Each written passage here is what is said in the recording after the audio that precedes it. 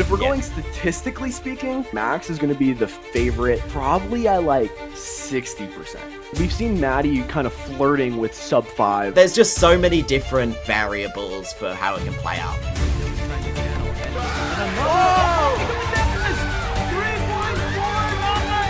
You can see the aura radiating off of Chris Mills as he walks back to the Come on, dude, he's earned it, don't you think?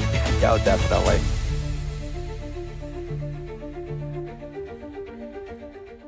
What's up, guys? Welcome back to the Millisecond podcast. I'm your host, Dylan Miller, here with my co-host, Chris Mills. Chris Mills, what's been going on with you, man, in the last little bit? It's just been a busy week finishing off my uni semester, but as of about midnight last night, I've submitted my last assignment. So we're done for the year. We're officially on summer break for uni. Summer break in late October, which probably seems very weird for a lot of our listeners. But it's also wet outside right now, which kind of sucks, but it's been pretty nice recently. It's been getting warmer. But that's basically all that I've been doing since our last recording. But I do have a competition coming up this weekend, and I'll actually talk about that a little bit later because it's got a pretty cool like format thing that I reckon you'll be interested in actually. But it's kind of like an all-rounder thing. Anyway, what's been going on with you? Dude, I'm not gonna lie. This week has been devoid of anything happening. It's been a very absent week. I mean, of course, I've been coaching, doing just like my typical stuff, but nothing really of note. I mean, sub-NAR averages, of course, and then just grinding a little bit of cubing. But yeah, you had a comp, didn't you? Oh, I did have a competition. I didn't do great, to be fair. I showed up late to my 2 p.m. round on Saturday.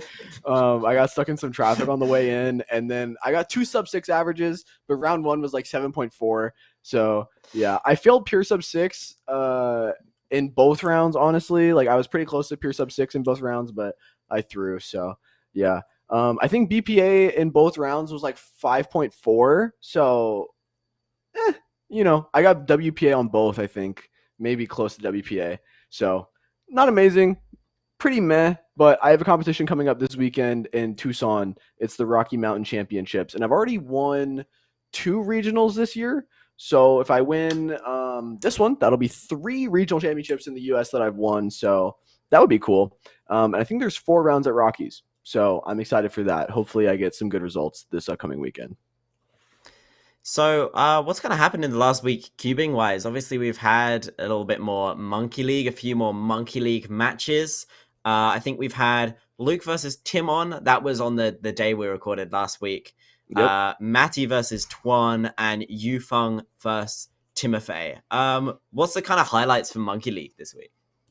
Yeah, well, Luke versus Timon was actually surprisingly close. I mean, Timon came out. Spoilers, by the way, big spoilers. If you don't watch any of these matches, please don't listen to us right now.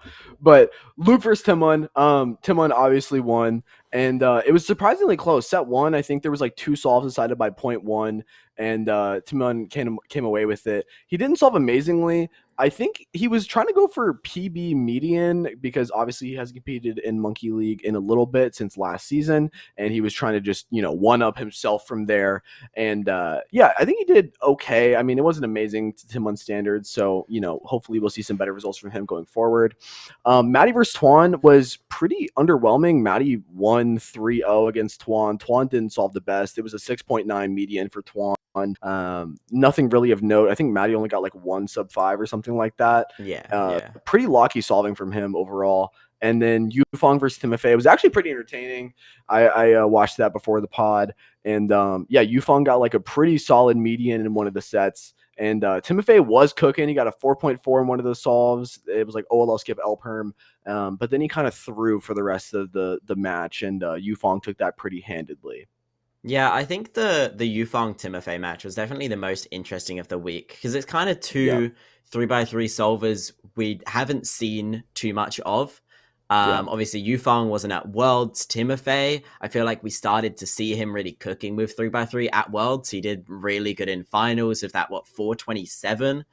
And he has the weirdest turning style for 3x3 because he's got the kind of habits like us as coaches would be telling people to fix when they averaged like 50 and like the thumb on bottom all the time, like super weird. Is probably just translated over from Megamix or something like that. I'm not entirely sure. But yeah, he was cooking a little bit. But Yufeng was like so up and down. Like they both started kind of like Yufeng was kind of mediocre, and then Timofey was like cooking a little bit. So he took the first set, and then Yufeng was like, actually, you know what? You're not allowed to win anymore. And then he just got like mid four, and we're like, oh, okay, it's over. Yufeng's got the hang of this Monkey League thing now, because that was his first ever Monkey League match. Same with Timofey. And then they just both kind of started getting nervous, and solving kind of devolved into chaos and lockups and sixes. But obviously Yufeng took the win there. But that was a really exciting match to watch. And I hope to see that like both of them can kind of lock in a little bit more in the future matches and have like more consistent solving, because like we saw some really good solving in their best solves in that match. Yeah, we know they're really competent solvers, but it's just a matter of like putting it all together in that specific format. Some things I noticed were Yufeng was doing a lot of ZB. I don't know if that was something that we've really seen from him before, but yeah, he was doing a lot of ZB in this match. And then in terms of Timofey's turning, like I've been scripting a video about this for like probably a year at this point, and I haven't gotten around to actually filming and recording it. But I think Timofey's turning style is really interesting. The thing that I've noticed is like we talk a lot about, you want to stay in home grip. Generally, that's ideal. We see this from a lot of the Chinese solvers, and us as coaches, we would tell people to shift towards that type of solving style. But Timofey's turning is really interesting because he kind of has his home grip is thumb on bottom, which isn't necessarily bad. Like that's like the crux of like my hypothesis around Timofey, is that it's not necessarily bad because it gives you access to a lot of these F moves that maybe you wouldn't see other solvers typically use. For example, there's like that like I call it the scissor case. It's like when it's like checkerboard pair, and he does that. He has a specific solve. I think it was like in a 5.6 PR from like a little bit ago, where he does it all with F moves, and it turned out really well for him. And it allows him to do stuff where he doesn't need to rotate, and he can do F moves instead. So there's a lot of nuance to kind of what Timofey does. I don't think it's necessarily bad. I don't think it's optimal, but it's really cool to see like kind of a antiquated solving style still seem viable in 2025. It's really cool. Yeah, I think actually I remember one person saying, I think maybe during like Euros 2024, that on Megaminx, instead of doing like a soon with R moves, he does it with like F moves or something. Yeah. I've never actually seen it. I've not like watched it in a solve, but I don't know. It's weird, but I guess it's just a weird grip makes that work for him. And I don't know, it's cool to see something unique like that. But there's going to be no Monkey League next week, unfortunately. I guess there was scheduling issues or whatever. But the week after that, there will be more Monkey League. So we'll talk about the matches upcoming in next week's episode. But back to Timon. He had a competition over the weekend where he did pretty well. 4x4 ER single, 1591, I believe. Yeah. So that's 0.2 off Max Park's world record. So he's probably a little bit miffed he didn't quite get world record, considering Max just took one off him last week. But I'm sure he's pretty stoked to get a sub 16 4x4 solve. But the main thing we want to look at from this competition is firstly pretty consistent 3x3 solving, about 5.1 or 5.2. And that first round, that 518 average, had a +2 on the last solve, 498 +2. It doesn't show it on WCA Live because WCA Live hates us. But without that +2, it would have been a 457 ER average.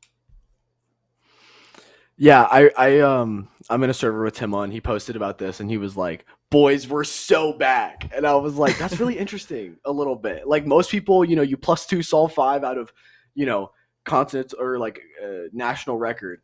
And it's like, oh man, but no, he was geeked. He was really hype about it. So that's really interesting. I mean, of course, the first 3 solves show that he has a lot of potential to get definitely something better than what he has as his current PR. And I'm really excited to see him kind of pull through with that because obviously, Timon's a great solver and Tador is kind of right on his backside trying to take that national record from him. So, hopefully my goat can keep it up. Yeah, I mean, he got 486 world record average in 2022. And since then, he's been in the high 4 range. So for over 3 years, he's only moved from 486, which was really fast for him at the time and really good at the time, to 467. So I can probably see him just feeling like he just wants big improvement. And 457, although it's a 0.1 drop, wouldn't really be like that big of an improvement for the ER. And I feel like he's probably got his eyes set on like a low 4 average to like start contending again with like Xuanyi, take WR3 back from Yufeng. I feel like those are probably his goals at the moment. So just moving his average by 0.1 and not really shifting the rankings much, that's probably why he's not so upset about the +2. That's what I reckon. Okay, so this is the inspection segment where you send us your solves and we analyze them. This week we've got a solve from Muhammad, so we're going to watch it right now and break it down. This is actually a solve on green. Cool to see some more color neutral or green solvers.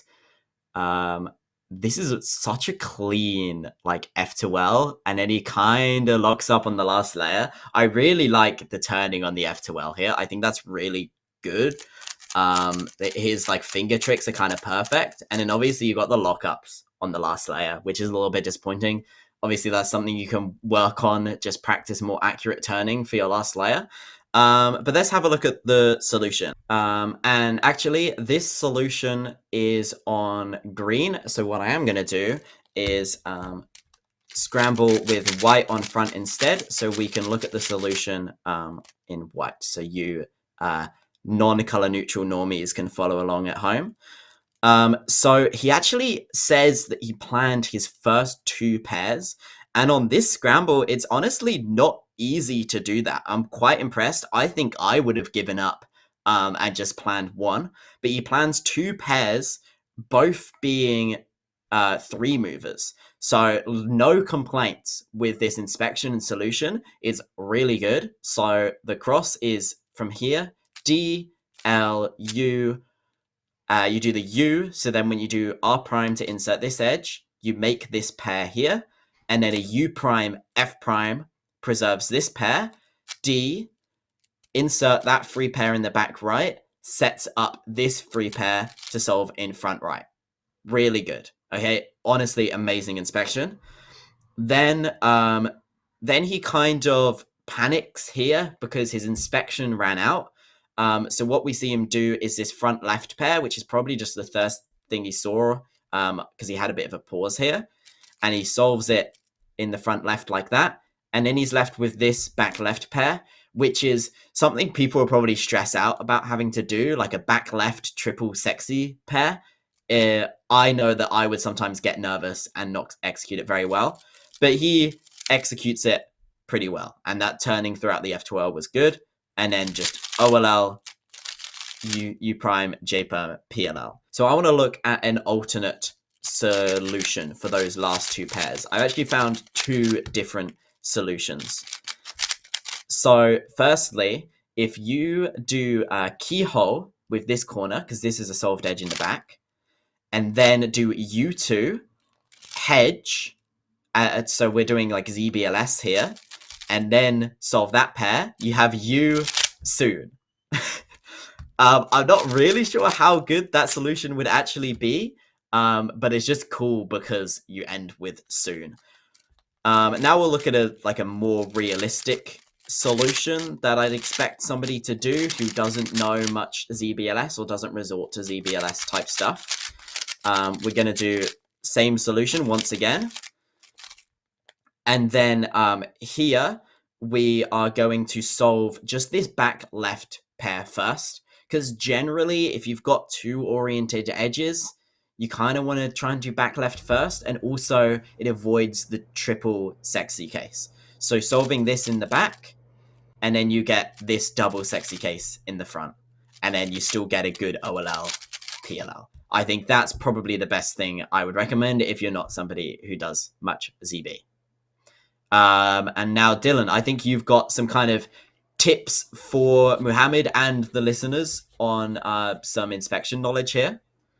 Yes, most definitely. Okay, so a really important thing, and this is the entire reason we talked about this a little bit last week when we were looking at Jack Madigan's solve, is that the reason why we want to inspect crossless one is because we want as clean of a transition as possible from our cross to our F2L. Now, if we're inspecting only our first pair, then that means that we want a clean transition into second pair. Since we saw first two pairs here, that means that we want a clean transition into third pair. Okay. Now, it's a little bit tricky in this situation. So if we're doing the same cross plus one, or cross plus two in this case, here we are here. Now, as we're doing our last pair here, it's really tricky on these three movers to really make sure that we are looking ahead effectively. If we're ever catching ourselves looking at the pair that we're solving, especially on these three movers, we're going to lead ourselves into pauses because these three movers happen a lot quicker than you would think. They're fast, but if you're not looking ahead accurately, then you're going to be losing some time and you're going to be pausing immediately after. So as we're doing this red-blue pair, we should see that we're going to take out this orange-green corner. And this is if we're scrambling with white on bottom, of course. And then we would want as clean of a transition as possible into this orange-green pair. So just keep in mind, whenever you're doing your inspected step, you want to be 100% confident in the solution that you're doing. We would do this by practicing crossless one blindfolded and making sure that our accuracy is really high. And then while doing that solution, look at literally anything else to start. In this case, we would just be looking in the top layer. We happen to get this pair here, and we can go into one of those alternate solutions that Chris was talking about earlier. Just make sure you're not looking at the thing you're doing, especially if it's something that you've inspected, because that is how we prevent having pauses from our inspected to our non-inspected step. All right, and if you want some more cubing advice, I am a speed cubing coach. For $35 or 60 New Zealand dollars an hour, you can get an hour of my time. We'll walk through your solves. I'll pick out your main improvement points and we'll help you to become a faster speed cuber and have some fun at the same time. All right, check it out at millscubing.com. And if you're interested in being coached by a U.S. All-Star, I'm Dylan Miller. You can check out my coaching services at solvewithdylan.com. Anybody, regardless of your speed, I know we have a lot of faster people here. I coach people of all skill ranges. Check it out, and hopefully we can help you get faster and as well have some fun doing it. Thank you. As we have U.S. Nationals, aka Cubing Cubicle U.S. All-Stars, Cubing USA, whatever you want to call it, approaching rapidly. It should be next weekend at the time of this being posted.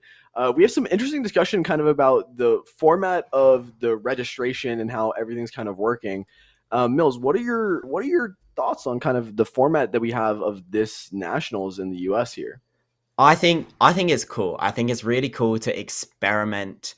As there was the World Championships in America this year, like is sometimes when that happens, a country doesn't have their national championships. Like when Worlds was in Australia back in 2019, that was also their national championship. So I feel like what they were thinking is we don't want to do a massive US Nationals this year or anything like that. Why don't we experiment with something new where people can still come and get some national titles? Firstly, the name of this competition is a little bit of a mouthful. The official name is Rubik's X, the Cubicle, Cubing USA All-Stars 2025. That's the official name. And it's also the US National Championship. And that's probably the most important part, and that's not in the name of the competition. So it's kind of funny. So like, what do we call it? I've just been calling it Nats. We've been calling it Nats or All Stars or whatever. But what's really interesting about this competition is that it is for the top level solvers. It's not even for your like sub 10 3x3 solvers. It's not even for your sub 8 3x3 solvers. Solvers that we'd say are like sometimes the fastest in their city or the fastest in their region. If you look here, we can see that the top 32 registrations for 3x3 were accepted. That's the qualification. You have to rank top 32 out of everybody registered. Top 16 for a bunch of events. Top 12 for fewest moves. Don't even know what that's there. Top 8 for all other events. So yeah, you have to be a real top level solver to be able to compete, which I think it makes sense, right? This is the US Nationals. Despite the name, it is the US Nationals. And we want to find out who's going to be the US national champion, who's going to be on the podium. So it makes sense to kind of accept this amount of people and put on a show. There's going to be a great stream. You can buy spectator tickets and go and watch. I think it's exciting and it's different and it's new, and I'm just hoping that it works out and people like it. Yeah, I 100% agree. I mean, I'm, as you would say, I'm a little miffed that we're not just taking national podiums based off world's placements, because then I would have been second, but that is what it is. But I think it's really cool that we're experimenting with some different formats. I remember I've talked to some non-cubers and they've said stuff along the lines of like, oh, you're going to the nationals, like that's amazing. And like in literally almost any other discipline, if you tell someone you're going to the nationals, that means that you qualified because you're you're literally the best in your state, or you are very, very good nationally ranked. In cubing, it's not necessarily like that. And so I think it's really cool to try to test out a different format. We saw now All-Stars happen in 2024 before North American Championships, and that went, I think, very swimmingly. As I was a competitor, I thought it was really cool. I think a lot of people in the Mall of America that saw it happen live were also really big fans of it. So I'm excited that we're kind of pushing towards more of a competitive registration. Now it's going to be guns ablazing, literally every single round, super high quality competition through and through. And like you said, of course, we have like the ability to stream these things very well now. So I'm excited to see how it all turns out. And yeah, it's going to be super interesting the whole way through. Yeah, I think it's great, but it's not without its problems. Yeah. And I think a big problem that was raised, I know +3 talked about it, the second best podcast on Speedcubing TV. They talked about it like last month, where Michael Nielsen, who is the current 2x2 US national champion, he won in 2023, which was like big for him. I wouldn't say he fluked it, but it was unexpected, and he did really well in the finals, where the people who expected to win didn't do very well. So, I mean, it was a really cool moment. He was like, yeah, let's go. I've won 2x2. I was expecting to win Pyramids. Now I've won 2x2. What's going on? It was a cool moment. But his official, I can't remember what his official average is, but it wasn't fast enough to make the top 16 in the qualification for this competition. So he's actually not competing in 2x2 because he didn't make qualification, and he's the national champion. So this is kind of just a problem with what organizers are allowed to do with how they accept registrations and how they do qualification. They're only allowed to say, hey, a top X amount of people can make it in. And if they wanted Michael Nielsen in, they would have just had to change that top X amount all the way until it hits Michael Nielsen on the rankings. But I think it's more of a problem that average of 5 for 2x2 is very luck based. Or you just have to go to you have to get it to a good speed at 2x2, go to a bunch of competitions, wait until you get a good scramble set, then boom, you've got a good average. Michael has proven he's capable of a podium or even a national champion title in previous competitions, but because he doesn't have that really fast PR average, he is not allowed to compete in this competition to try and defend that title. So I think really the qualification boundaries, so it's top 32 for 3x3, top 16 for 2x2, it needs to be big enough where everybody who can make the podium realistically qualifies. So say for if we look at 5x5, the person in 8th and 9th seed is going to have no shot at making it onto the podium, because you've got like Max, Henry, yeah, I mean, you can see it there, Jacob Noakes. Like, there's no way that Max Xiao, or the person who's below Max Xiao on the rankings, is going to make it into that top 3.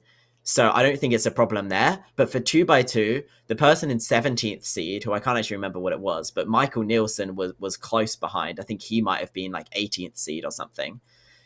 He could very easily make it into that podium, despite not having that PR average. So I think that's something we kind of need to think about is how we accept qualifications and like how we rank people, which we'll talk about a bit later. But that's kind of my 2 cents. Anything to add on that, Dylan? Just quickly, Michael Nielsen. So Tommy Cherry is the last person to qualify for All Stars for 2x2 with a 135 average. Michael Nielsen has a 137 official average. Oh, okay. So it's just so close. barely off, and like, Just and barely. especially when it's these just barely. When it comes to these sprint events, right? Obviously, the difference between 135, 137 is huge, right? There's a lot of people tied for a lot of results, and yeah, it's unfortunate that Michael can't make it, but I think you're right on the nose here. Like, in my opinion, I don't know if we'll get to this later, but I think you should just instantly get a qualifying bid. If you were the national champion, you should be eligible to compete in the next thing, no matter what, regardless of your result. I mean, Michael has shown that he's capable of doing it. Of course, you know, Zane and Sujin kind of underperformed at NAC 2024 in order for him to win. And, you know, the whole podium was honestly unexpected entirely. I think it was all like New England cubers, but still, you know, that is enough for him to at least get a bid to defend his title. Like, losing his title automatically solely on the fact that he just isn't 0.03 faster officially because of in some luck-based event is relatively annoying. So yeah, I think that is something the organizers definitely would have wanted to do. They would have wanted to say, like, hey, everybody from the podium from previous years has instantly qualified, but it's just a restriction on what they're allowed to do based on the current WCA like regulations. So hopefully we see the WCA like accepting this kind of format a bit more, because this competition almost had to be organized to bend around the current rules the WCA has. Like, the WCA's regulations are not built for this kind of competition. But I think we're going to see that kind of adjust. So hopefully the next time around we're doing this kind of competition, just instant qualification for previous national podiums. One more thing I want to bring up for 2x2 is what we're going to do in a second is look at this really cool website made by Nicholas McGee, where it runs statistical simulations on competitions. And you kind of get to see, based on recent results, who is expected to win, their percentage expected to win, the average expected to win, that kind of stuff. And for 2x2 for All-Stars, the expected winning average is 1.38, which is slower than the average required to qualify for the finals. So if someone gets, like, I don't know, like, that just doesn't make sense to me, right? Yeah. That somebody could, like, who hasn't qualified could not get PR. Like, Michael Nielsen could be at this competition, could not get PR and win the competition, but he didn't qualify for it in the first place. But anyway, we're going to do a little bit of a fun segment now where we have run a simulation for the 3x3 rankings for US Nationals or All-Stars on this statistics website. And Dylan and I are going to try and guess. We haven't seen what's on this, apart from when May and Nix accidentally talked about it, but that's about it. So we're going to try and rank the top 5 people based on what we think statistically is going to be on this website, and try and guess like the percentage chance they have of podiuming. So we're going to do top 5, right? Yes, top 5. Who do you think's in that 5th seed? I think 5th seed is Luke Greiser. I think it's Luke Greiser, and I think it's about like 8% chance. No, 11% chance. 11% chance of winning for Luke Greiser. Okay, yeah. I actually think, you know, he's been cooking recently. Brian Johnson. I think I'm going to say, I'm pretty sure it's going to be close between him and Greiser, but I think Brian Johnson might actually be ranked higher. So I'm going to say Brian Johnson and around the same, but I'd probably go 7% chance of winning. Yeah. No, I didn't say it. I just said 7. You were close. You're almost there. You're almost there. Okay, so you're going Greiser. Yeah, I'm going Greiser. Right. Brian. So whatever you're seeing on screen right now, we don't see any of this. We're just chucking in Yes. predictions. Yeah, we're just throwing it out there. We don't want spoilers. Okay. Fourth, I'll start us off. I reckon fourth is Garrett. Interesting. Really? Where it's either Garrett or you. I think it's very close. Interesting. But Garrett Garrett's just got, been more inconsistent. But he just got 549 PR mean of 3 rounds. That's true.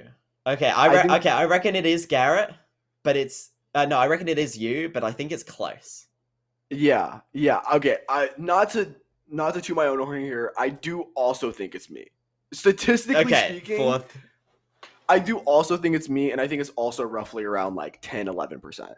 Like yes. I think me and Greiser are pretty much like neck and neck, like exactly the same percentage, because we're in the same boat in terms of like we have some okay averages, some like not okay averages. I got a 7.4 average my last comp. Like, I think we're right there with each other. So I would say, I'm also probably about 11%. I wouldn't put myself ahead of Garrett because especially his last comp performance was really good leading into All-Stars. That's true. I think I kind of forgot about that one. So yeah. Okay. So we're in. I think we're in agreement that you're in the fourth seed. And what about? I don't think it's 10%. I reckon it's like 9%. Okay. Yeah, I might have over. I'm only doing that because I said about 11% for Greiser. So I mean, it's Greiser and I are probably like 6-7%. Like. Okay, moving on. Sorry. So third seed, I guess then Luke Garrett is going to be ranked third. Probably pretty similar to like maybe like 15% chance of winning. I think probably something like that. Bear in mind that these top 5 seed, the cumulative of these percentages we say won't add up to 100 because there's a bunch of other people who will have like 3, 4, 5% chance of winning. So yeah, I think Luke Garrett probably around 15%. I think I'm in the same boat with you as well. I think I'm also going Garrett probably around like anywhere from the 15 to 20% range, especially because the thing with Garrett is like he has like a much lower end than kind of what me and Greiser have shown. Like he's very capable of getting like 5.1, 5.2 averages. Of course, he's like been pacing NAR in the past few months as well. So I think he's definitely I think very solidly in third place for All-Stars. Like I said, 15 to 20% range. Okay. Now we got top 2. Okay. This is where it gets interesting. Obviously, it's between Max and Matty. Yes.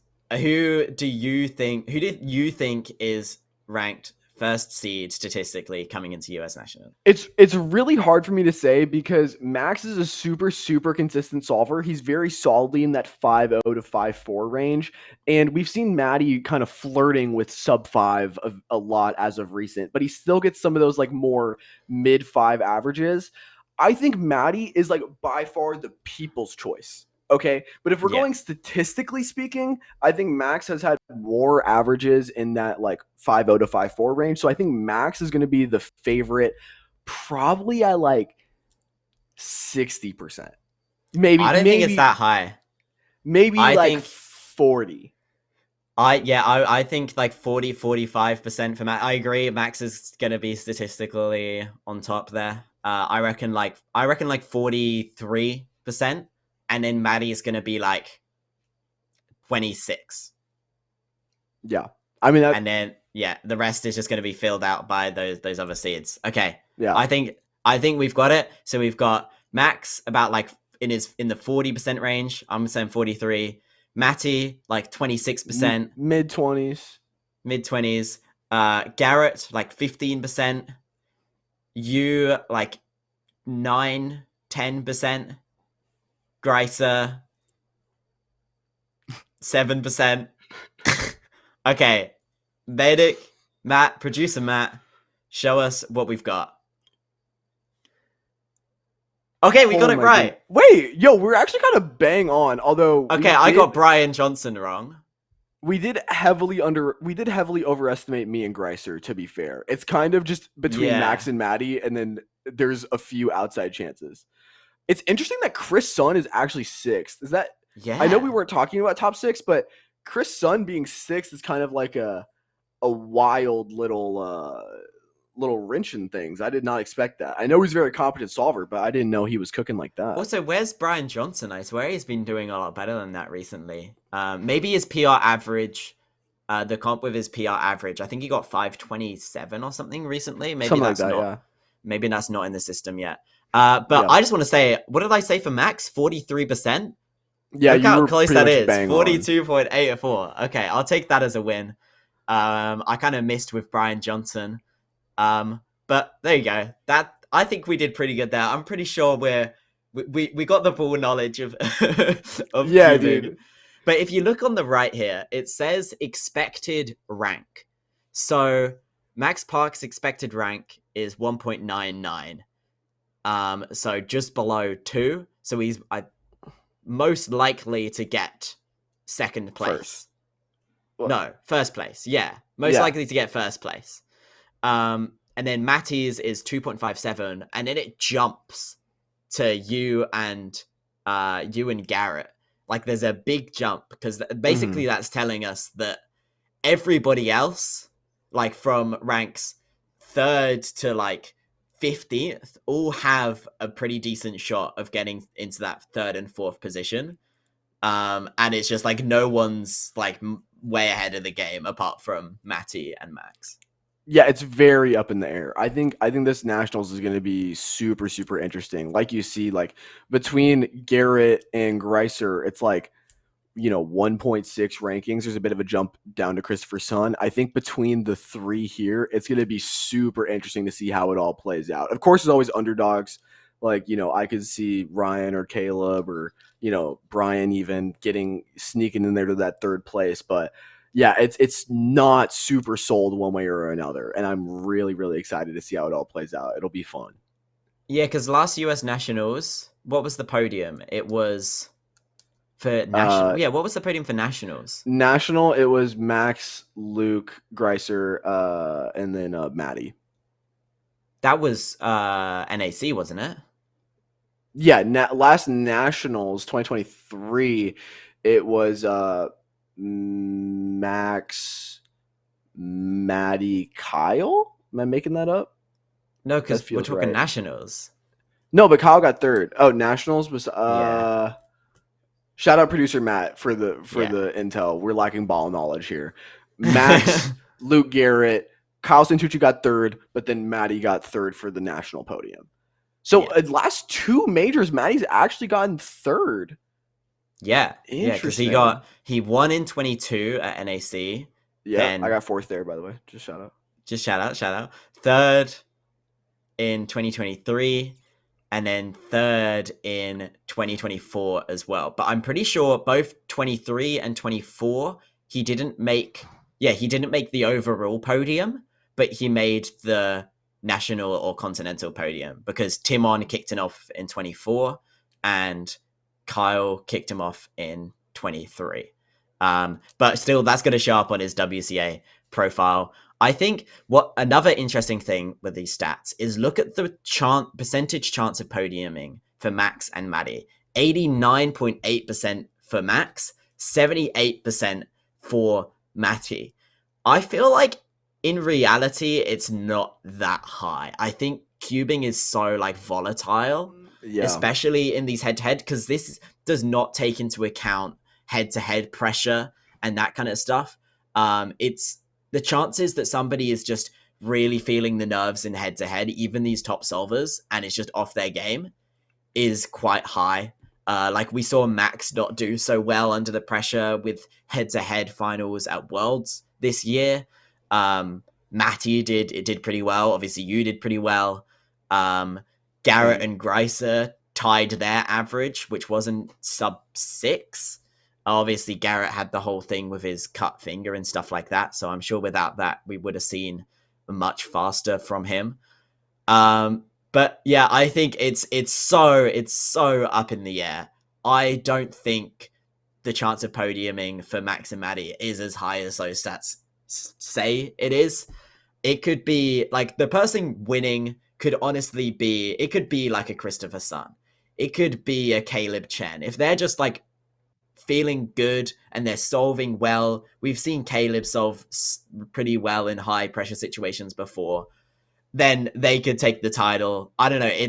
It all depends on scrambles as well. Like if there's really good color neutral scrambles, then Max and Garrett are going to do really well, and Matty too. Yeah. If there's like just really good white and yellow, then that gives you an advantage. That gives Greiser an advantage. What colors does Caleb solve on? Is he white yellow? White yellow. Yeah.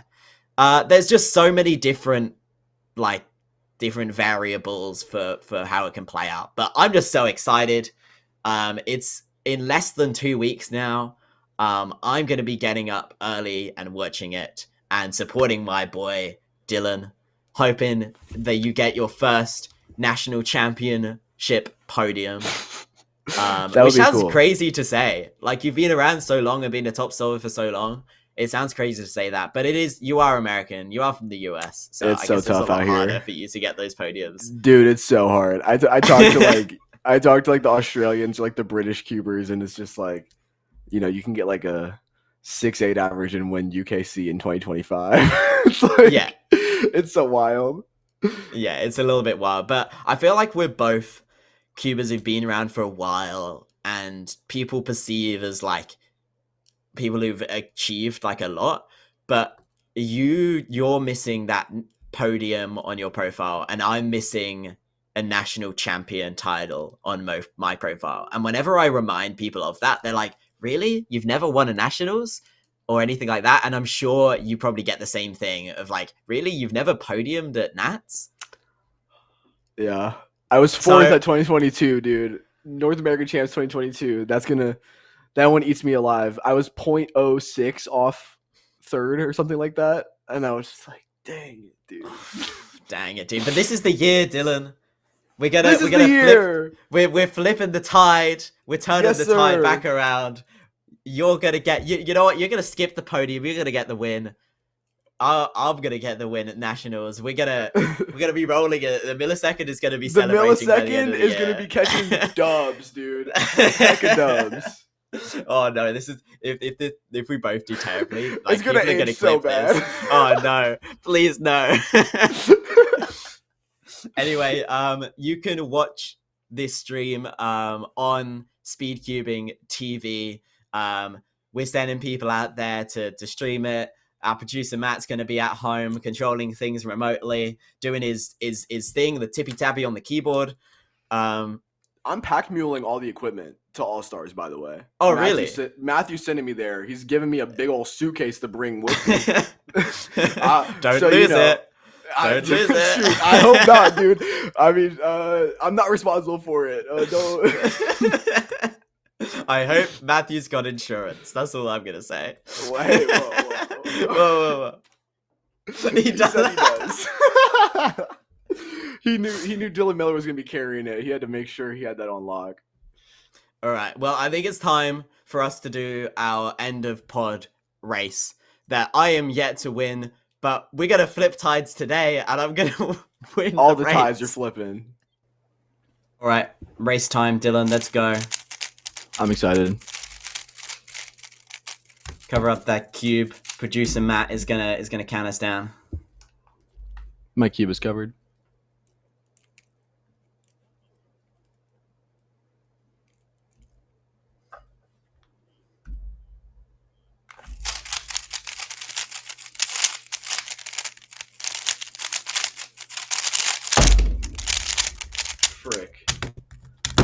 Frick.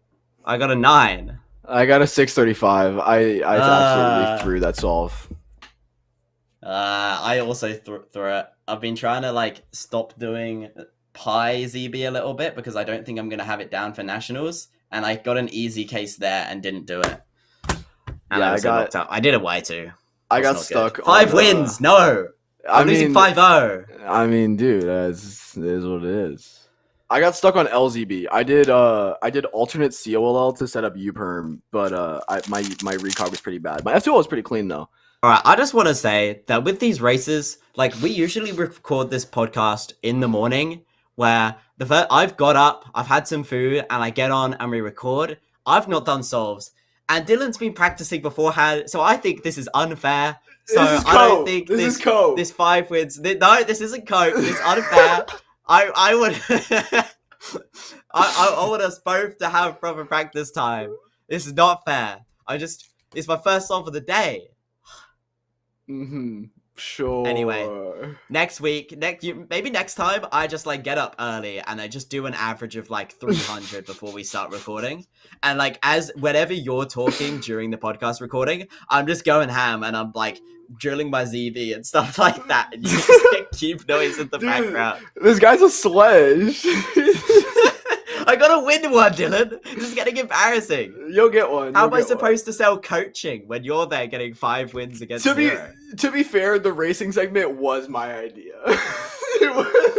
I was like, we should race at the end of every episode. That'd be fun, huh? Anyway, this has been a fun episode. It's been great chatting with you once again, Dylan.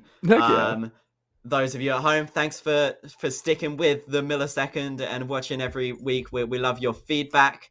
If you've got any solves you want analyzed, send them over to Matthew at Speedcubing TV. We're keen to kind of analyze some solvers who are kind of like earlier in their speedcubing career, you know, because every submission we've got are like pretty quick solvers. So like those who are like sub 8, sub 9, that kind of range. So I want to analyze some like boomer solves or something like that. I don't know. We got the fastest audience on Speedcubing TV. That's for sure. Yeah, compared for to sure, +3, for sure. like we're mobbing them. All right. Anyway, we'll see you next week with the last episode before US Nationals or Cubing USA All-Stars Rubik's X, the Cubicle Cubing USA All-Stars 2025. We'll see you next week. Peace.